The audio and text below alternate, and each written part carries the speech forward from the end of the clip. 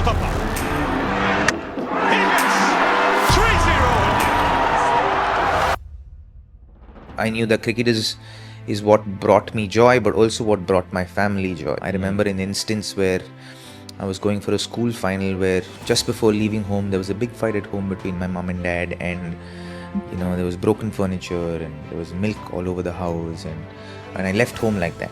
It was the finals of a school tournament and I scored 100 in that game. Wow. And I came back home and we had a meal in the family like nothing had even happened in the morning. I remember that day thinking that, man, if I could just do this in every game that I play, my family will be happy. And that was the day I stopped playing for joy of the game and I started playing to make my family happy. The second highest paid IPL player tag happened after this incident. Is that right? It's KKR episode or is it prior to? Was it because cricket was not living up to what it was expected to do, created that moment for you to start looking for a more fuller life?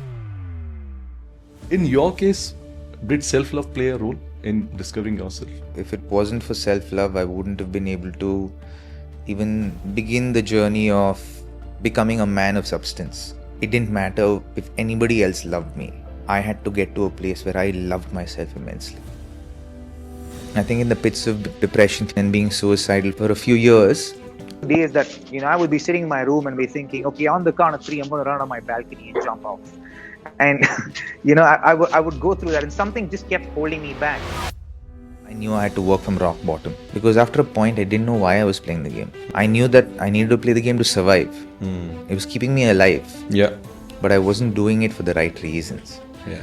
And I think that is what took me to the places, the dark places that I experienced. So, amongst the 6 franchise that you played, where did you feel the vibe most?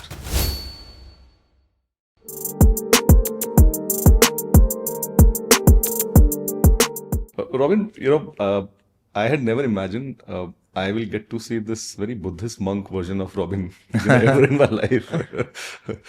What was the point when this started? While we would discuss in detail about the whole journey that you took to rebuild yourself.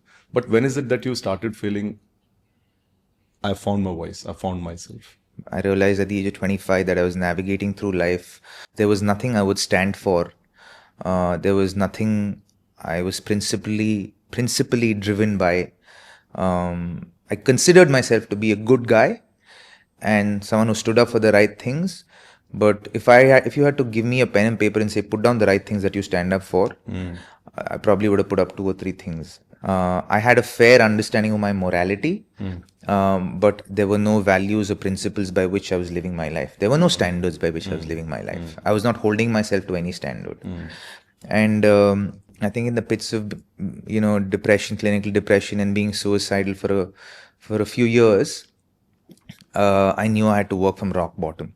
And the minute I acknowledged that, okay, there's work that needs to be done, and I started putting in the work, I had to build myself as a man and as a human being to become the man that I could look in the mirror and say, I love this guy and I respect him immensely. And I think that journey has truly helped me find my voice. And I want everyone to experience the highest version of themselves. Robin, was it because you were putting reference of success all through the lens of cricket and you could not look at the rest of the dimensions of your life? When cricket was not living up to what it was expected to do, created that moment for you to start looking for a more fuller life? Absolutely not. Okay. For me, it was quite different, to be honest. I had love in my life, but it was not unconditional.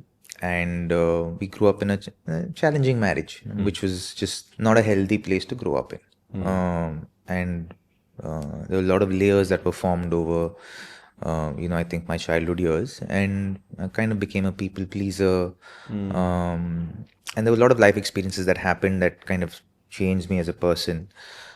And in that process, I suppose along the way, cricket was my passion. And I realized that very young in life.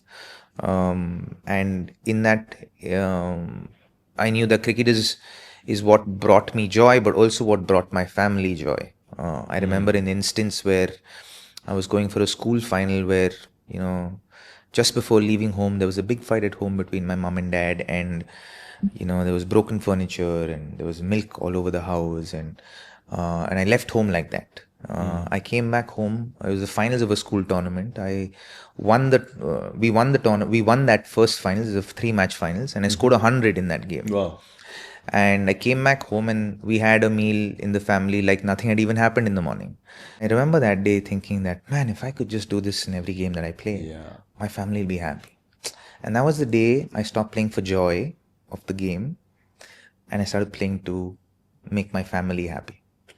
And this was, I must have been 12 years old, 12 and a half, 13 years old maybe. And that decision, was perhaps a 1-degree shift. But years later, that took me so far away from the game because after a point, I didn't know why I was playing the game. I knew that I needed to play the game to survive. It was keeping me alive. Yeah. But I wasn't doing it for the right reasons. Yeah. And I think that is what took me to the dark places that I experienced. And when I look back in retrospect, I felt it was that 1 degree of separation at the age of 12 or 13 that caught up with me at 21. Wow. And it is those little things that can make a massive difference, and it's about figuring those things out, and realigning to your truest and your highest nature and your highest version of yourself. And I think it's if you're able to put in the work, then you will reap the benefits of it. Yeah. Thanks for clarifying this and sharing this with so much of ease, and these are vulnerable spaces. Yeah, of course. But how was the emotion when this whole trading happened between, how did you deal? What did it, okay, before that, just for the viewers, technically what that process is, how does it really work? The process is very mechanical, and I think it's just a norm here, perhaps in the corporate world as well.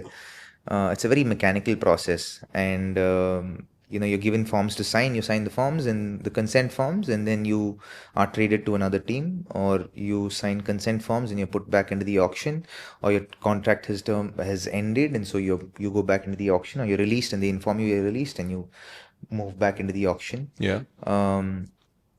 I find it a very dehumanizing process, and albeit I've been in the process in last this is the 18th IPL, and 16 out of 18 IPLs have been a part of that.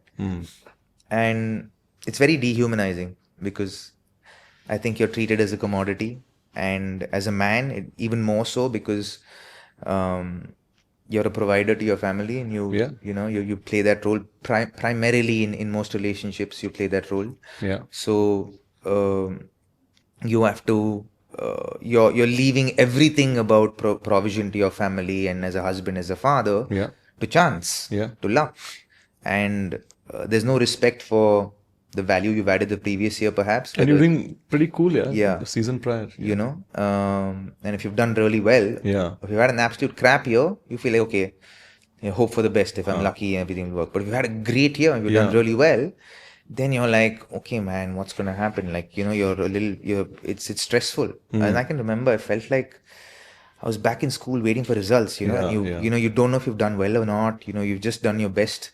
Not like an A student like you, but I was a very average student because I was also playing sport. And I was a very average student. So for me, results day were harrowing. It wasn't about, I want to see how well I've succeeded. It's about, have I survived? Gone to the next class or not? I was one of those students growing up. So for me, it was a challenging process. And the auctions felt much like that, especially in the years I'd done well previously. Yeah. When did you get to know about this is happening? Because this was the least expected thing, especially having done so well in a previous season. What were you doing when you got this news? We'd know, if you're getting released, you'd know maybe few days before the auction, sometimes a week. Depends on your connection also with the franchise. Yeah. There are plenty ways of playing cricket. And I kind of chose the hardest. And I think that the plenty ways of finding out. And I would typically find out maybe a week, sometimes a couple of days before the auctions happened or that I'm released. And then I would have to apply and fill up forms to put my name back into the auction. Yeah. So that was a process in itself. So Typically, I think between a month and 2 days before. Oh wow. Retention dates that you know that okay, you're released or you're retained. And did it add to your emotions overall? Yeah, that, of course. Yeah. Yeah, because as a primary provider of the family, just your family is impacted by it. It's not Yeah. just you anymore. As a single person, it's easier to navigate because we like, मैं खुद हूँ, मैं कर लूँगा. कर लूँगा, हाँ. But when you know that there are 2, 3, 4, 5, 6, 7 Yeah. people dependent on you, then Yeah. it's like it's a lot of it's a lot of It's stress. a tough one. It's a tough one. Yeah. And in the And also impacts your confidence because you're treated as a commodity, right? yeah, I was about You can have a bad auction, an unlucky auction, and your perception of your value is based on the price you've got. Yeah. It's not on the value you add as a cricketer, Yeah. you know, or as an athlete, Yeah. or as a human being even. It's dictated by the price. Yeah. So you're perceived as such. So, ये तो 2 crore में गया है. Oh, he's gone for 20 crores. He must be really good. He better perform. The media is behind all this and headlines. Yeah. But Robin, tell me, like I have a younger sister. She's a singer, and she shared this with me that, bhai, you know, when you're not doing good, when you switch on TV and you see everybody is doing so good, you know, it's a very difficult feeling altogether. So when you were dealing with this emotion of yours, how were you dealing with that moment wherein you are struggling to find anchor for yourself? Correct? You're building yourself, but you see that others have gone so far or doing so good. First, acknowledge that yeah, it feels bad. Yeah, it feels like man, I'm envious of this person. Yeah. You know, just acknowledge that. Yeah. If you live in denial of that, then the conversations can be converted into so many other things. Yeah. Like things about, hey, this person doesn't deserve it, or you know, why don't I have it, or you know, how is this person has it and I don't have it. But to say that, hey, I feel bad that, you know, like I'm feeling envious of this person, I want to have this as well. And then once you get to that place of acceptance, it's easier to get to a place of, hey, that's possible. You're able to perceive things from a slightly more positive light. Hey, that person is showing me that this is possible. I'm going to just shift the way. If that is possible for him, what would I like for me? Correct. And then suddenly you're thinking not from a place of being envious because you've already addressed that. Yeah. You're like, yes, I am envious, but I love what he's got, or I love what she's got, you know, and she's got that. So if I find myself in that position, what would I like to have? And then spend like 2 minutes thinking about that and feel good about it. And so what you're doing is that you're shifting that whole experience from being a negative one to a neutral and a positive one. You know, you're looking at it from a place of, hey, I'm so happy for this person. And then suddenly, then you will get to a place where you won't even have to acknowledge that you're envious of someone. You'll actually start being happy for them because you're suddenly seeing the possibility of what it can be for you. Yeah. You know, that person is making it happen in reality and helping it easier to visualize into it becoming a reality for you. Yeah. Robin, I have to ask you this question. Are you sure 85 born? You got for sure. How can you speak so wise, yaar? I am envious of you, you know. No, but you kind of gained the right energy, right vibes. And this is so assuring. I can't tell you how much good I'm feeling doing this. And should I even call it an interview for that matter? You know, I've not looked at the cue card, guys. You know, there are these 3 cue cards. I've not even looked at once. But the second highest paid IPL player tag happened after this incident. Is that right? When it's KKR episode, or is it prior No, to? it was Pune Warriors. Oh, it's a Pune Warrior that happened. Oh, okay. Yeah. Now, talking about Pune Warriors, this whole motion of, you know, Dhoni becoming captain there. And I think it was just a phase came and just went by, correct? I doubt anybody remembers it so vividly. Like the fans don't want to remember this whole Pune Warrior coming in. I don't know if I'm framing the question rightly, but I'm saying it just happened too fast and went. But in life of a cricketer playing this, it must have been quite a lot to deal with, correct? It's a different environment, geography, people, combination altogether. When Pune happened for you? For me, so there were 2 Punes that happened. One was Sahara Pune Warriors. Sahara Pune. And then there was Rising Super Giants, Pune Rising Super Giants. So there were 2 franchises that happened. So I played for the first one, Sahara Pune Warriors. So I was there for 3 years. Moving from team to team can be challenging. Yeah. And it was challenging initially because I was the first traded player along with Zahir Khan and Manish Pandey in the IPL. So we were amongst the first. So Zach Bai was coming back to a franchise that he wanted to come back to, and then for me, I don't know how it was for them. My personal experience was, I felt completely loyal to Mumbai, and I felt like this is my franchise now. Nah. So they were going to release me, or they wanted me to transfer 3 weeks before the auction, or 3 weeks before the trading window was closing, something like that, or 3 weeks before the auction. Yeah, right. And in that phase, I was like, man, I don't want to go. Like, I don't want to go. Mera ghar hai. Yeah, this is my home. This is where I belong. And like at that point in time, cricket was played very differently. There was no professionalism like where trades happened and all of that, right? We were all taught about. I at least grew up in an India where loyalty was big, and you were loyal to your team, and for me, having aligned with my purpose in life, was like my team was everything for me. So for me, even more so. And for me, I felt a fish out of water with RCB the first year in South Africa. And I think that I don't know if it kicked the bucket towards depression, or it at least put me in that precursor phase of prolonged sadness. And not knowing which way to go and not having any direction. And what is harder, playing in front of a huge crowd or battling inner challenge alone? Battling inner challenges alone. What if you're doing that while you're playing in front of a huge crowd? And that was my day. My last match for KKR was that. I was playing in front of a large crowd while battling my inner demons through that innings, because I was having a terrible day and nothing was working for me. And at the back end of it, what I received from it was mostly hate and very little empathy. Which is what empowers me to be empathetic to what people go through, and I'm able to meet people where they are. I think these experiences kind of teach you a lot. And I've actually, funnily, you asked me that question, and that, I think my toughest one has been the combination of the two. Yeah. So amongst the 6 franchise that you played, where did you feel the vibe most? In Mumbai, in RCB, KKR, and in CSK. Okay, that's 4 out of 6. Out of 6. That's is it? See, the thing is, it doesn't always kind of end up in success. Like if you're going to be dictated by a result, you're going about life the wrong way. The result is always the byproduct of the process. Yeah. So as long as you're true to the process, and you're doing it with the right intention and being genuine with the energy that you're bringing in to that process, your experience of it will always be magical. Yeah.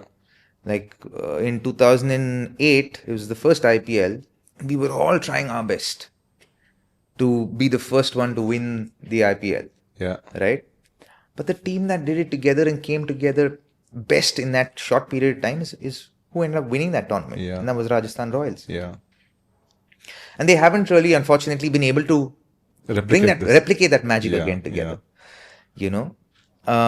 And my second experience was with RCB. And the first year with RCB, we had lost 5 out of 6 games. And then from there, won 8 in a row. Consecutive, yes. To get to the finals. And we lost the finals. Yeah. But those 8 games were magical, because we all played for each other. We all want each other to succeed. Yeah. And, we ended up getting to the finals. And similarly with KKR, roles were defined. There were a lot of things that we did right as a unit. And everyone just wanted each other to succeed. And everyone's really enjoying each other's company. We're having a lot of fun together as a group. And in KKR, I remember you were, I think, 5 down you came earlier. Then you were moved back as an opener. Yeah. That's a story on its own. That's a podcast on its own, I would suppose. No, because we were all watching it, so ye aadmi yahan kya kar raha hai? And then we were very relieved to see. But somewhere it also showed that despite of that position not having worked, that's at least the way we understood it, that there is this confidence in you, moving you back at the opening slot. And I believe that's your most comfortable spot to open. It is, yeah, great. Life after that. So you have KKR and then you have Chennai. You happen to play with some of the most iconic names, culture, and the iconic franchisee. the captains with whom you worked with, whom do you really look back and say, boss, kya time tha yaar, good fun? With Gambhir in KKR was Gambhir, was sorry, absolutely KKR, phenomenal. So was with MS, and when MS first became captain, I played with him. We won the World Cup, and when he was last captain, then we won the IPL together. Yes. So I was in the front end and the back end of his career, and so was mine. But it was a very enjoyable experience. And, Mahi was Mahi for me. He was never MS Dhoni that he is to the world, and we always knew the speciality of the player, but an incredibly simple human being, very down to earth, a very boy's boy. And we were that group that would sit together and eat all meals together. We sit at the back of the bus and just kind of have our BC sessions together, and it was always a lot of fun. So it was always great to play with Mahi after after so many years, after almost over a decade.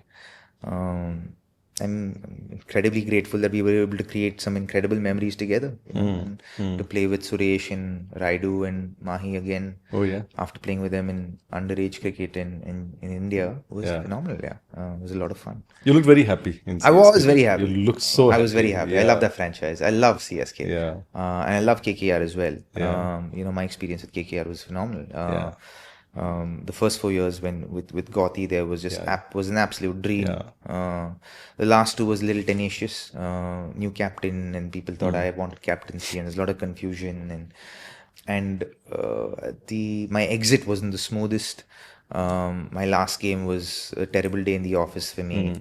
But my memories of KKR after getting over the hate that I've received from them, from the fans for that last match, my performance in the last match, I can only think back of them so fondly, who poured so much of love to me, and I was part of groups that created some incredible memories together. Yeah. So while I was doing podcasts with Paddy, he spoke about some very interesting things that Dhoni brought into Indian cricket team. One of them was this 10,000 rupee fine for anybody getting late. So everybody had to pay that fine altogether. See, in CSK, we have some of these nuskhas and tricks of MSD going on that makes it so special. The magic pill is actually nothing at all. Is it? Kuch to bata do. Like genuinely. Okay. I've actually tested it out. The magic pill is in doing as little as possible and allowing people to be themselves. I don't think people, like in teams, yes, you want to win championships. But you don't have to do 10,000 things to win the championship. You just need to do 10 right things to do it, to win it. And one of those main ingredients of it is allowing people to be themselves. Yeah. And even finding acceptance for the people you don't agree with. Yeah. Today we live in a world, I agree that there are some non-negotiables. Yes, there are standards that you set for your franchise. If those standards aren't being met, whilst you allowing people to be themselves, cut them. You have every right to cut them. If you can categorize that, okay, these are the standards by which this franchise will run. For example, in CSK, every practice session was an optional session. Oh, is it? Every practice session is an optional session. Okay. But they will pay attention to who's turning up to practice and who's not turning up to practice. So even if you're the laziest person in the world, you will be like, boss, if I have to maintain my spot in the side, I have to show my commitment to my game, if not my commitment to the franchise. Yeah. So the onus is on me. Huh. So people won't ask you to come. Like, if you're really invested in our pursuit of winning a championship and us saying, be yourself and express yourself, and if you're still not going to turn up for practice 7 days a week, then there's a problem. Of course. So they will give you the space to allow you to be yourself and express yourself as an individual through your training and fitness and practice and all of that. And in the match, they will define their role to you and they'll leave it open-ended. And then they will say, we've opened the door. How far in are you coming? Yeah. How far committed are you? Is it this giving you freedom and trusting you so much, gave you that comfort to comment on the recent Rachit practice session at CSK, and I've not heard a reaction from CSK this Yeah, far. and I Is don't there- expect them to react as well. And this, they have, I'm sure they have, like today, I want to live in a world where I can agree to disagree with people. Today we live in a world of cancel culture where if I don't agree with you, I'm not even going to look at you in the eye. Yeah. And even when I stated what I stated, I categorically stated that I love CSK. It's one of my favorite franchises along with KKR. And I will always love CSK. I will always be their ardent supporter, and I will always want them to win, and I will always want them to succeed as I want KKR and perhaps RCB to succeed. Right? These are my favorite franchises. And for me, if I say something that I disagree with, or that they do that I perhaps feel differently about, I will perhaps say it. Because for me, if I had to pick between my country and my franchise, as much as I love my franchise, my country comes slightly ahead. Yeah. So my loyalty, my love for my country will, maybe I'm a traditionalist, maybe today the lines are blurred, and I've been having ongoing conversations about that whole episode or that whole conversation or the whole comment I said about Rachin and CSK. Yeah. I've been having ongoing conversations.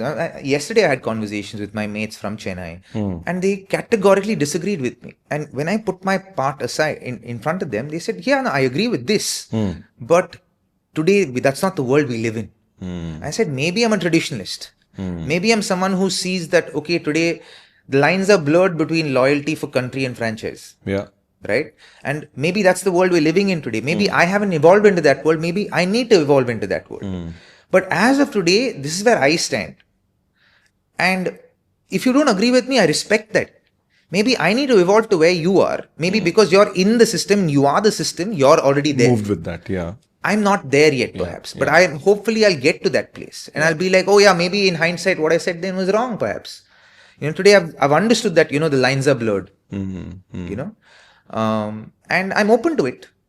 Whilst I will, like, for me, my exit, say, from KKR didn't feel like one that was someone who served the franchise in helping it become the formidable franchise that it is. And I spoke about it at some point to receive a lot of hate during one of the IPLs. And I spoke about it and I didn't agree with them and they didn't agree with me. And then we had those conversations, and today it's water under the bridge. Yeah. Like today, if you're not willing to have uncomfortable conversations, how will anything evolve? Yeah. If you're not willing to agree to disagree with people, how can any situation evolve into something else? Yeah. You're stagnating growth. You're like closing the door to growth or evolution by saying, I don't agree with you, so I don't even want to look at you. I want to refuse the fact that you even exist in my world. Like, why live in, like, what kind of a world? Like, you're creating such a limiting world. Yeah. I'd rather disagree with someone Yeah. and respect what they're feeling and what they're saying and saying, okay, I can take that. Yeah. I don't resonate with it, but I will think about it. I will introspect about it. I will see if there is truth in what you're saying. And if I see truth in it, I'll imbibe it into my life. Yeah. And that's perhaps growth for me. Yeah. If I'm not being open enough to do that, then I'm living a very mediocre life. Yeah. And I don't want my life experience to be that. Yeah. Actually, there's a term to this particular way of approaching. The term that I heard this very early in my career in Times of India, when Prasad Swaminathan at that time, HI had said that there has to be an element of constructive confrontation always for a progressive team. Yeah. And you have to have the tolerance, and you have to in fact seek those confrontation coming in, because you don't know how far you've gone thinking a particular hypothesis and gone that bad, altogether. So I personally really like the way you said, because we as fans, while I love CSK, I have a huge painting of Dhoni at my home, all said and done. But the element I got to know that, somebody practiced at a franchise and happened to contribute to the defeat, which we all never. No, so the defeat, I don't think, for me, the defeat, it's not about the result of the series even. For me, it's irrespective. Like for me, it is irrespective of the result of the series. I don't think the result of the series is dependent on Rachin's performance. Yes, he won them a test match single-handedly. That put pressure on India. But the demise or the loss of that series was strictly based on the inability of the batters to play spin effectively. Yeah. And that is not That is on the players. That is on the batters. That is not on CSK or Rachin Ravindra coming and practicing. That is not what I was saying. Correct. For me, I was saying, even before the tournament happened, I was like, hey, I don't think this is right. Even before the series happened, maybe if I voiced it then, it probably would have sounded different.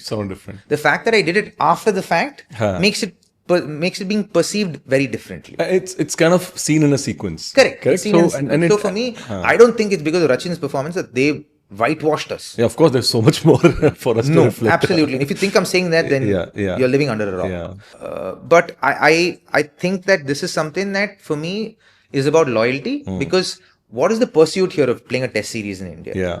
Like, the pursuit of the test team is to win the World Test Championship. Yes. For me, it's about India winning another World Championship. That is what I desire. Yeah. Right now, if something that we are doing as a country, and for me, I don't mind Rachin even coming and playing domestic cricket here. Come.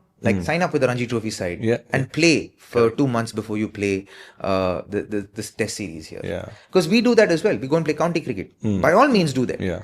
But to say that a franchise is going to organize practice for you free of cost because you play for them and your country is playing against our country, somewhere that it doesn't... It's not a very comfortable... it doesn't go well with me. Yeah.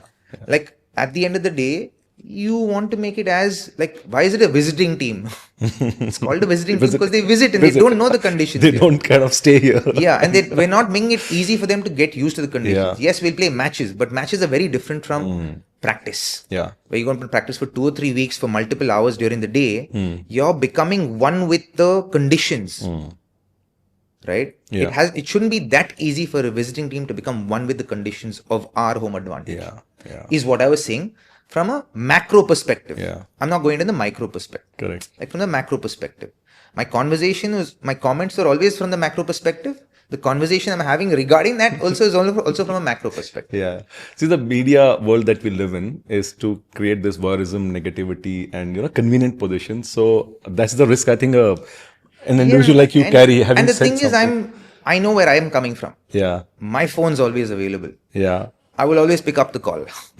I'm always open to having conversation. Correct. Right? I'm open to listening to your side. Yeah. I'm open to growing. Yeah. And evolving if that is what that needs to happen. Yeah. But I'm also going to be true to myself. Correct. Right? I'm also comfortable to disagree with you. Yeah. And accept your position still. Right? And say that, I accept your position and I get it. And I'm open to having that conversation. I think that's where evolution can happen. Yeah. And I think a lot more people have to agree to disagree with people and say, hey, I don't agree with you, man. Like in podcasts like this, saying that, hey, I don't agree with you. This is coming from somebody who's seen decade plus IPL, Shor Sharaba, and the noise all around it.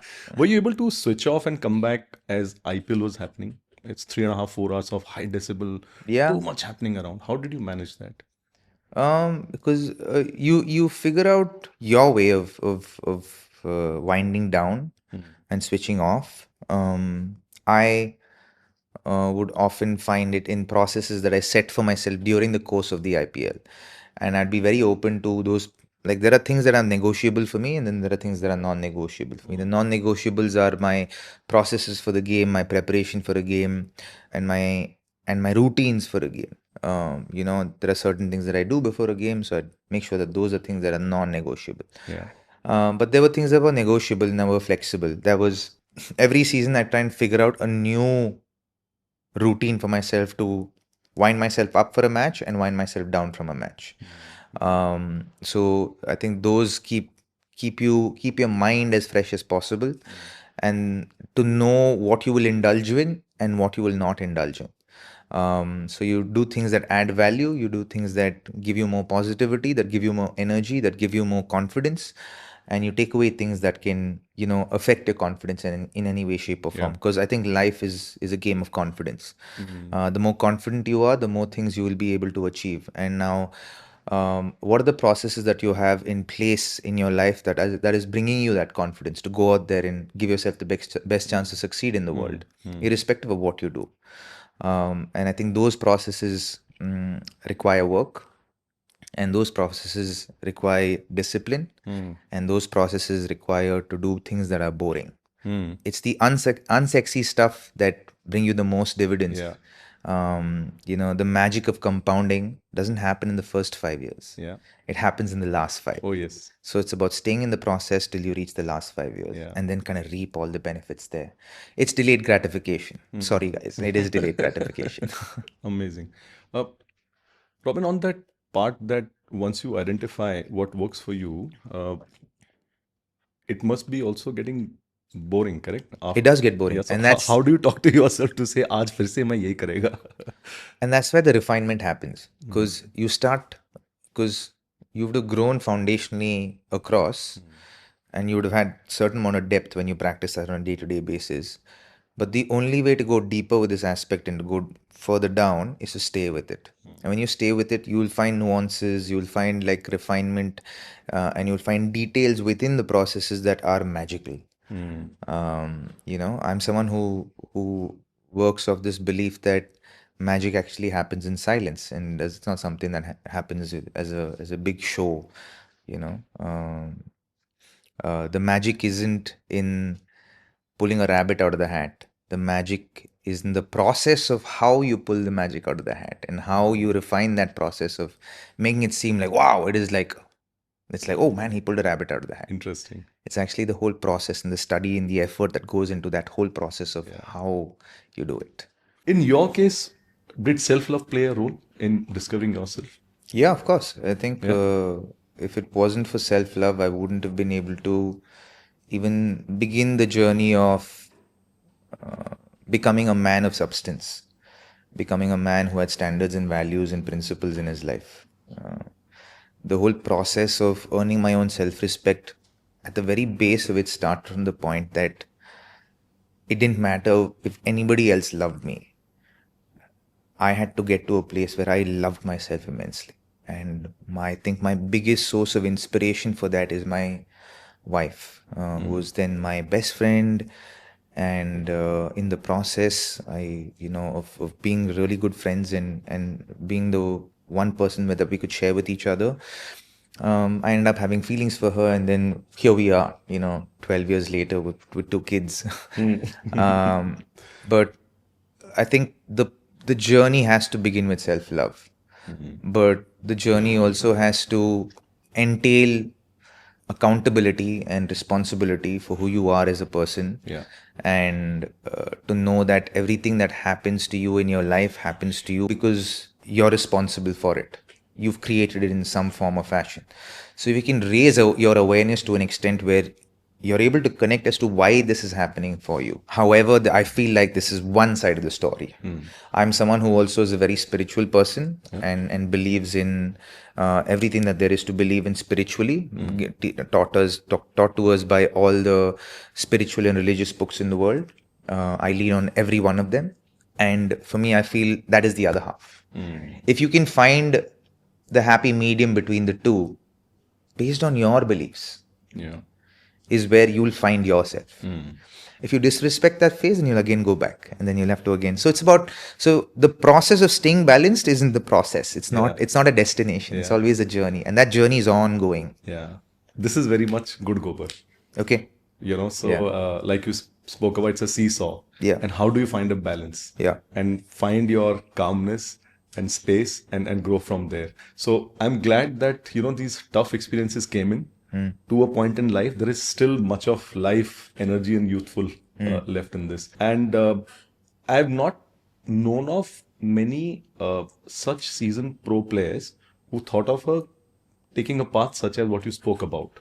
Yeah. Helping others to achieve their peak performance, self-actualization, etc. So I wish you a lot of energy, a lot of blessings, and I want to see an example coming out of you how a carry forward can happen, because typically there are other assumed ways in which a professional sports person would do it, but this is a very different path altogether. It was a very conscious decision. Yeah. It was a decision that I knew that that I'm very lucky to be able to pursue my passion in life, to put food on the table for me and my family. Yeah. So I respected that a lot, and I was rather fortunate as a young kid to experience or to have a life experience of what my purpose in life was going to be about. I had an experience when I was a kid where I realized that my purpose in life was to add value to people around me, and in any way, shape, or form to make their life better. And I remember I was in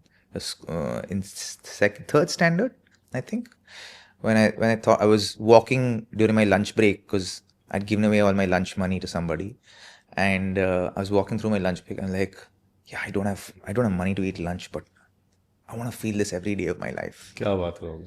You know, and God bless you. And I can very honestly say that I've done my utmost best to live as aligned to that as possible. You know, it becomes hard to live like that when you have kids, after you have kids, because you know, as a father and a husband, your first responsibility is them. And it comes with its challenges, but I've stayed true to that. And I continue to stay true to that. And my whole reason of doing what I'm doing right now and pursuing what I'm pursuing right now as a life coach and as a self-actualization coach, as a peak performance mentor, is to add value to people. And is because I recognize that as my purpose. I was like, okay, I knew that I could. Cricket is my passion. I could have stayed with cricket and become a cricket coach, which I truly love. I really enjoy doing that. I really enjoy adding value to my fellow cricketers, especially batters, because I've done multiple transformations myself, so I know exactly what it takes to make those changes and how long it takes it and how to make those changes with the least amount of effort and least amount of time and to make an impactful change and make somebody feel good about their batting where they have the confidence to go and do whatever they want to do. I'm telling you, I'm an expert through experience. I have put myself through the muck to come out shining about this, and I feel extremely confident about helping batters with their batting. But and I will do it. I will still do it in whatever shape and form that I can. But I knew that if I was going to do that as a job after I finished playing cricket, and I wanted to start my second line of work whilst I'm still doing my first line of work and slowly build that over a period of time, which is what I'm doing right now. I resigned from Indian cricket so that I can play more cricket outside of India, to make myself available to play more cricket outside of India, because it's my passion. I consider myself a student of the game.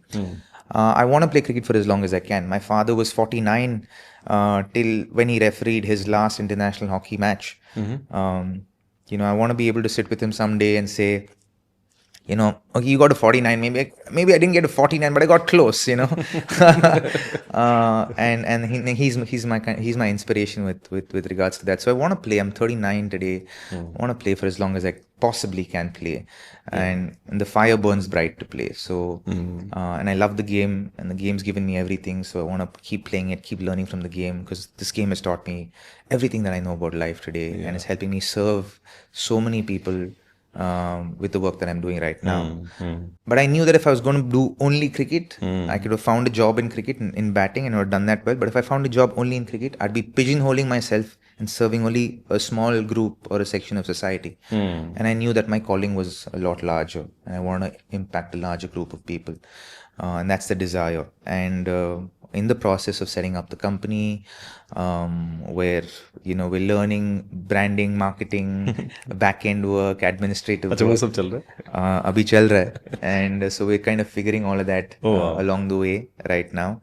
I'm in the building phase of my life, and I know that I am very clear that the second part of my life, which I want to do for the rest of my life, has to be aligned with my purpose in life. And that is to add value to people on a large scale. Awesome. And which is why I'm doing what I'm doing right now, which is what my company is about. My company is called True. You know, we all obviously hear a lot more about it in due course of time. And it basically is to be the truest form of yourself and to be absolutely true to yourself and become the biggest and the best version of yourself. And we have multiple verticals in True. And I think as time goes, people will experience it. And if you look at my career as well, I made sure it was aligned to my purpose of adding value to people around me. And if you look at how my career kind of spanned out, you know, you will see that I was one of those guys who always put the team ahead of myself, and I enjoyed doing it. It was evident. There was always intensity and passion. whenever we saw on the frame had huge amount of energy, coming out of it. Yeah. And like I spoke about, what really created a fan in me and my friends when you're looking at you. But thanks for telling me this, that how you worked on it, and how those 2 years help you to rebuild this. One advice, if I can ask you, like I personally struggle a lot with social conversations. And then I realized there are a lot of introverts who go through this. And you're there for certain conversations, but then you kind of like, ab ho nahi pa raha hai. Maybe this is not my moment. What would you advise to people like these? Embrace the awkward silence. Embrace it. Yes, it's awkward. Yes, it's silent. It's fine. Try and feel comfortable in that space. Shift that feeling of, let me get out of here to, hey, let me just stay here. Let me just enjoy the silence. I like keeping quiet anyway. Let me keep quiet with another person here for a couple of minutes. Maybe organically that will lead to some other conversation. Sometimes it's good to just exist in a conversation and see where that goes. And if that leads to something more meaningful, then great. If it doesn't, then maybe that is what the interaction is supposed to be about. And to be comfortable in your own skin. Like for me, I had to learn that. It was a skill that I had to learn. I was about to ask you this. So, were you like an introvert or extrovert? Or so I'm a combination of both. And today I have the ability to be both. I like my space, but I also love my people around me. I love interacting with people. I'm a very curious person, so I'm a combination of both. But I had to learn and grow into being comfortable, being silent around other people, not having conversations. And I remember back, it was just when I moved to Mumbai, and no phones. I was going through a program that I was putting myself through with my cricket, with my mind coach, with my batting coach. And so we decided that through the week we won't use phones. Only on a Saturday and Sunday you will get the phone. And then so through the week you can't watch anything on television other than sport. You can only watch sport. And so I would only watch sport. I had no phone, and I was training like twice a day. So in that phase, I'm sitting down with my friend, who's now my brother-in-law, and I'm just looking at him, and he's just comfortably watching TV, and he can sense the energy of how uncomfortable I am with just not even having a conversation. Yeah. And I'm trying to make conversations. And then after a point, I'm like, why am I trying to make this conversation? Like, I know I love this guy. I know, he's working with me. I know that, we're working towards something. Okay, I'm sitting with him. Let me just enjoy, being quiet and watching the game. If there's something interesting organically comes up, I'll talk about it. If it doesn't, it's fair. We'll sit and enjoy each other's company without having to say a word. And I grew into that space. And then I'm like, hey, let me do this with people I don't know. Let me just exist and not say anything for a couple of minutes, unless something organically comes up. If my curiosity leads to a question, I'll allow it to lead to a question. If it doesn't, it's fine. And to, in a sense, just become comfortable with your own skin, outside of your comfort zone. That itself is growth, right? Yeah, so I have personally felt silence being so loud. And it is deafening. It is deafening. It can be deafening. Okay, so that I don't forget some of the questions that my team really, wrote together to say, ye to पूछना ही पूछना है. है ना? So going back to, you played all formats of cricket, and very early on you were in the competitive side of it, from Ranji to India A, then playing the World Cup, then 6 IPL franchise. What was the best phase in your cricket that you loved the most? I love the phases where the team really came together and they played for each other and were happy for each other's successes and celebrated each other's successes, because those are magical teams to play with. It's not often that you'll find those situations, because cricket is a very complex sport.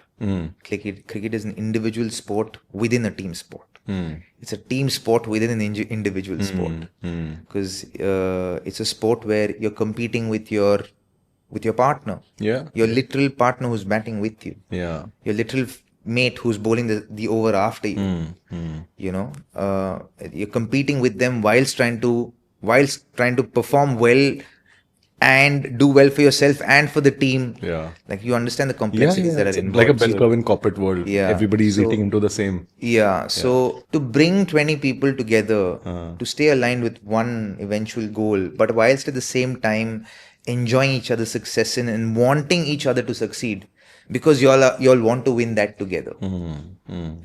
That I love that about teams, and I've been in a few teams that have achieved that, and there's magic in that, Yeah. and that's magic that you create with your own hands, your own mind, your own words, your own energy, your own performances, by being the best version of yourself in that moment in time in your life. Now, now taking the last top gear into the conversation, can I invite you for a quick rapid fire? Sure, yeah, go for it. Great. Okay. If you had to name 3 next big superstars in Indian cricket team, who would you be looking at? Yashasvi Jaiswal, Shreyas Iyer, and I really badly wanted to be Mayank Yadav. So, on this podcast, can you share a trivia about cricket that people just do not know about it as yet? How can there be a no ball in cricket if a bowler has not overstepped Okay. the line or bowled above waist height or bowled a wide outside of the crease? There is another way that there are 2 other ways that there can be a no ball in cricket. Okay. What are they? The ball going waist high. No, that is no. So that besides those, Acha, besides those, with the regular ones. Just enlighten me. the 2 other ways is one is if you have less than 4 fielders inside the circle. Okay. In the given, during the power Doing the plays. second power play. Okay. The second way is if you have more than 3 fielders behind the square leg umpire. So if the square leg umpire is standing here and behind a square, so behind the keeper from fine leg to deep square leg. Okay. If there are 3 fielders there, then it will be called a no ball. Your biggest influencer in cricket? Oh wow, I've had so many. I draw inspiration from everyone all the time. And then if you haven't figured out by now, I'm a very open-minded person. So I always look to people, look to experiences, look to inspiration from any way, shape, form, human being. So I draw inspiration from Shubman Gill and Yashasvi Jaiswal today. I draw inspiration from a Surya Kumar Yadav and a Ramandeep Singh today.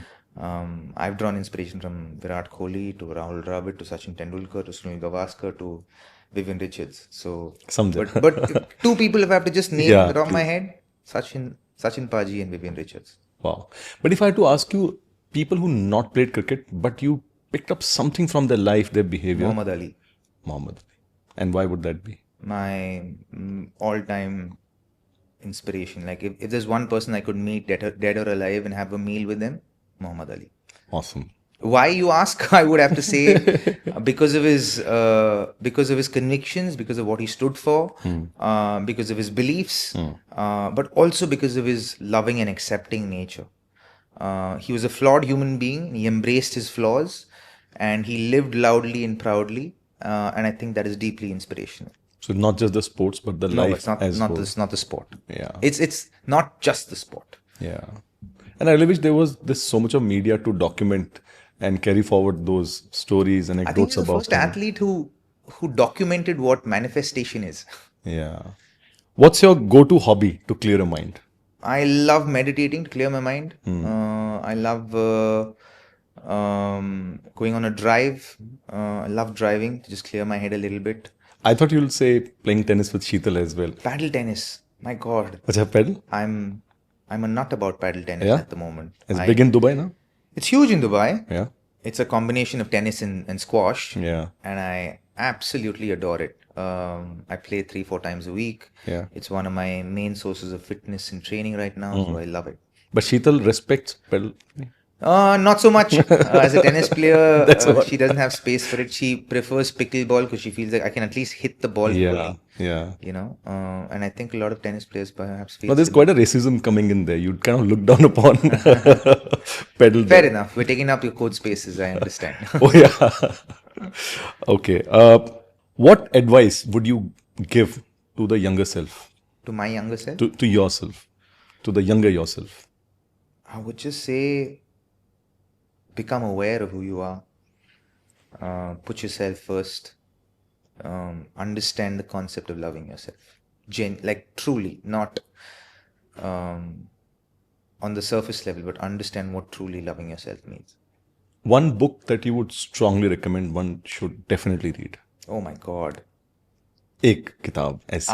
I would list such a huge list of books because I would say one of the books that changed my whole perception about life. And I read it when I was 17 or 18 years old. Was this book by this author called Raymond A. Moody. It's called Life After Life. So he basically did clinical research on what people experience when they go through clinical death. So that means when they have expired for a certain period of time and then they revived. So he wrote a book based on that research and what he discovered from it. Incredible book. And you read this book when you were 17? 18, yeah. 18, 19 years old, yeah.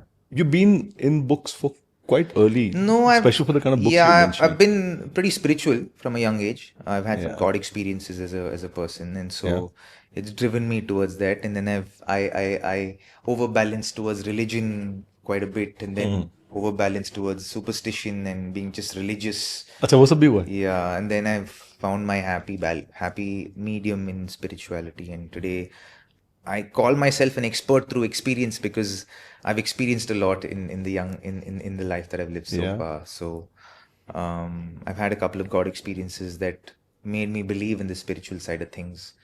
I asked for God experience and I had it.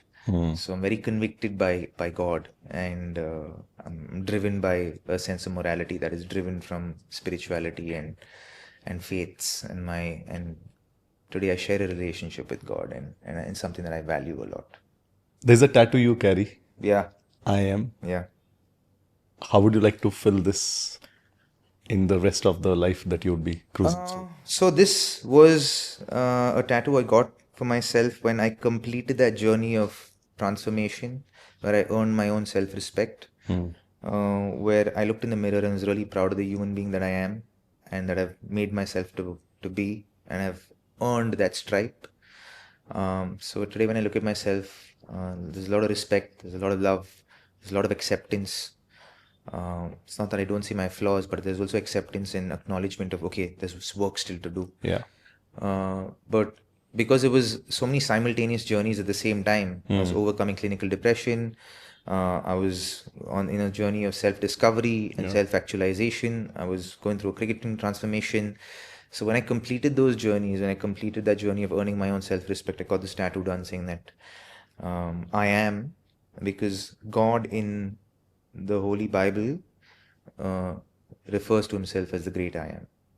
I am are the two words that we use when we use it for manifestation.